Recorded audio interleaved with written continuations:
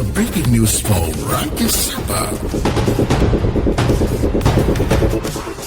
අයිබෝන් සෞර්ද හිතවතුනි ගල්ලඟුරු බාලයි කියන අයට රාජ්‍ය විරෝධී කුමන්ත්‍රණ චෝදනා ගොනු කෙරෙන බවට දැන්වන කාරණාවක් එළි බැහැලා තියෙනවා. ඉතින් ගල්ලඟුරු බාලයි කියන අයට රාජ්‍ය විරෝධී කුමන්ත්‍රණ චෝදනා මේ වන විට ව්‍යාජ වාර්තා සකස් කරමින් 2017 සඳහන්ව ඇති වාර්තා සංස්කරණය කර එය 2025 සහ 26 වැනි අනාගත වර්ෂයන් සඳහා සකසා ඇති බවට කරුණු අනාවරණය වෙලා තියෙනවා. Ajith P Perera S M. මරික්කාර් සහ විදුර රලපනාව යන පුද්ගලයන් ව්‍යාජ වාර්තා උපයෝගී කරගනිමින් රට තුළ අනවශ්‍ය කලබලයක් ඇති කිරීමට උත්සාහ කරන බවට මේ වෙනකොට විශාල චෝදනාවක් ඇවිල්ලා තියෙනවා. බාල ගල්ලඟුරු සම්බන්ධයෙන් එල්ලවන චෝදනා විපක්ෂය විසින් මෙහෙවනු ලබන සැලසුම් සහගත රාජ්‍ය විරෝධී කුමන්ත්‍රණයක් බව පවසමින් සිවිල් බුද්ධි පෙරමුණ අපරාධ පරීක්ෂණ දෙපාර්තමේන්තුවට පැමිණිල්ලක් ඉදිරිපත් කළා තියෙනවා. මේ වෙනකොටත් පැමිණිල්ල ඉදිරිපත් කිරීමෙන් අනතුරුව මාධ්‍ය වෙත අදහස් දැක්වූ සිවිල් බුද්ධි පෙරමුණේ සංවිධායක සංජය මහවත්ත මහතා කියා සිටියේ අජිත් පී පෙරේරා එස්.එම්. මරික්කාර් සහ විදුර රල්පනාව යන පුද්ගලයන් ව්‍යාජ වාර්තා උපයෝගී කරගනිමින් රට තුළ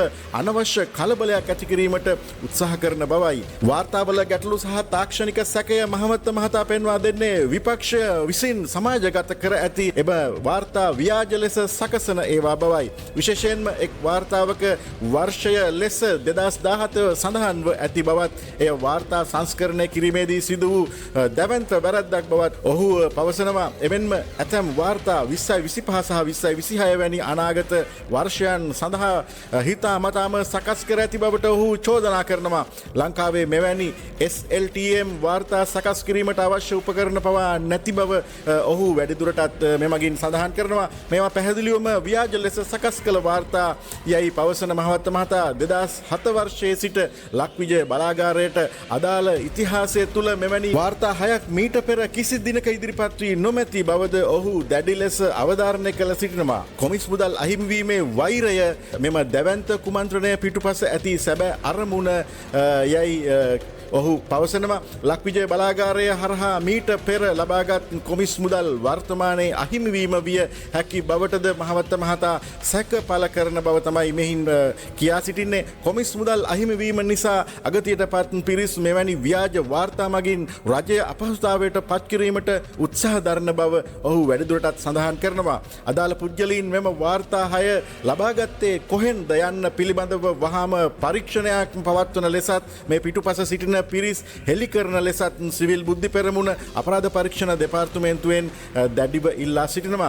සංජය මහවත්ත සහ සිවිල් බුද්ධි පෙරමුණ අපරාධ පරීක්ෂණ දෙපාර්තමේන්තුව ඉදිරිපිට අනාවරණය කර කරුණු වෙත දැන් අපි යමු. මේ රජය අපහසුතාවයකට පත් කළා මේ රට ගිනි තියලා රාජ්‍ය විරෝධී කුමන්ත්‍රණයක් කරනවා. මේකේ පෙන්නනවා මෙන්න මෙතන 2017 කියලා වර්ෂය. එතකොට මේ 2017 කියන එඩිට් කරපු කෙනාට හරියට මකන්න බැරි වෙලා. මේක මේ අතීතයට ගිහිල්ලා ජෙනරේට් කරපු රිපෝට් මෙව්වේ දින 2025 විදිහට තමයි සඳහන් වෙලා තියෙන්නේ. ඒ වගේම මම අහනවා 2007 ලක්විජය බලාගාරයේ මේ බ්ලන්කකෝල් ආරම්භ කළාට පස්සේ ඉතිහාසයේ තියෙන එකම රිපෝට් 6 තමයි මෙන්න මේ රිපෝට් 6. පැහැදිලි කුමන්ත්‍රණයක් කියන එක අපිට පෙනී යනවා. ව්‍යාජ වාර්තා හදලා තියෙනවා. ලංකාවේ මේ වගේ වාර්තා ASTM මෙතඩ් එකෙන් හදන්න උපකරණයක්වත් නැහැ.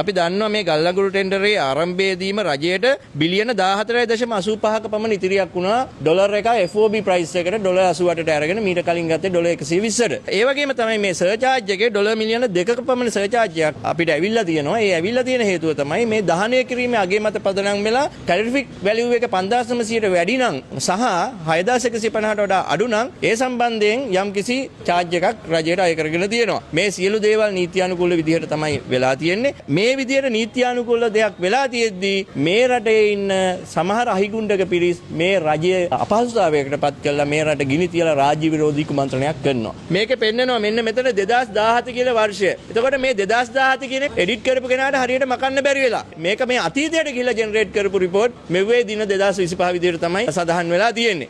ඒ වගේම මම අහනවා 2007 ලක්විජය බලාගාරයේ මේ බ්ලන්කකෝල් ආරම්භ කළාට පස්සේ ඉතිහාසයේ තියෙන එකම රිපෝට් හය තමයි මෙන්න මේ රිපෝට් හය.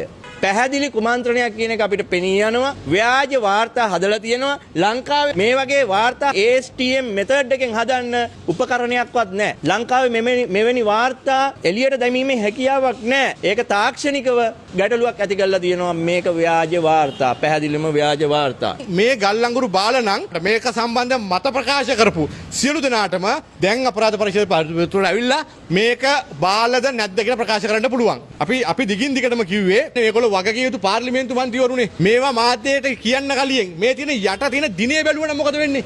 මේක සම්පූර්ණයෙන් 2017 1 මේ රටේ ජනමාධ්‍යවේදීන් වෙච්ච ඕගොල්ලෝගේ ආයතන මේ වගේ රිපෝට් එකක් මීට කලින් මේ ගෙනාපු නැව්වල මේ වගේ රිපෝට් එකක් තිබුණාද? මොකද අපි දන්නවා මේ වෙද්දි ඔය කියන ආකාරයේ බාල නැව් විශාල වශයෙන් පහුගිය කාලේ මේ රටට ආවා. මේ ගල්ලංගුරු ඒවැ ඒ තියෙන දහන ප්‍රමාණය අඩුවීමේ සම්භාවිතාව වැඩි. ඒකට තමයි අර සර්වර් charge එකක් එහෙම නැත්නම් අමතර දීමනාවක් මුදලක් ගෙවන්නේ. මේක දැනම මේක දේශපාලන කාරණාවක් කරගෙන මේක මත ප්‍රකාශ කරා. අද මොකද අපි දන්නවා මේ ඒකාබද්ධ විපක්ෂය සම්පූර්ණ බංකොලොත් වෙලා තින්නේ. බංකොලොත් වෙලා එල්ලෙන්න වැල්ලතු වෙන්නේදී මේ වගේ කාරණාවල ඉල්ලනවා. මේ අතර මගින් රටට සංවිධානයේ ලේකම් ප්‍රියන්ත තිලකරත්න මහතාද මේ සම්බන්ධයෙන් අදහස් පළ කළා.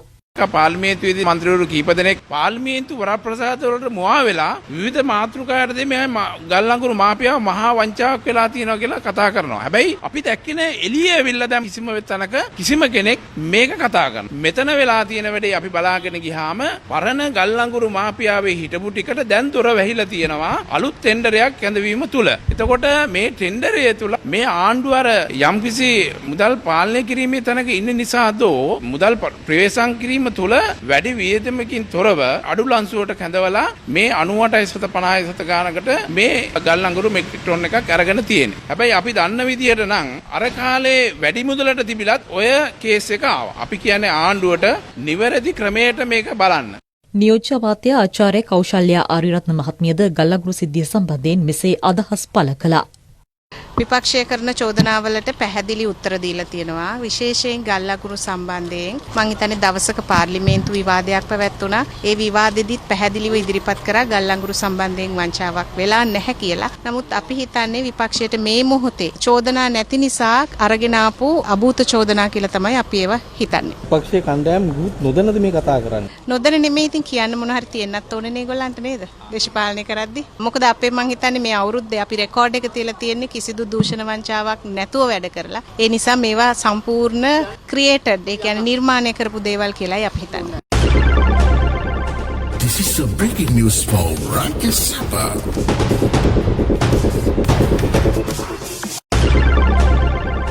This is a breaking news for Rakya Sabha.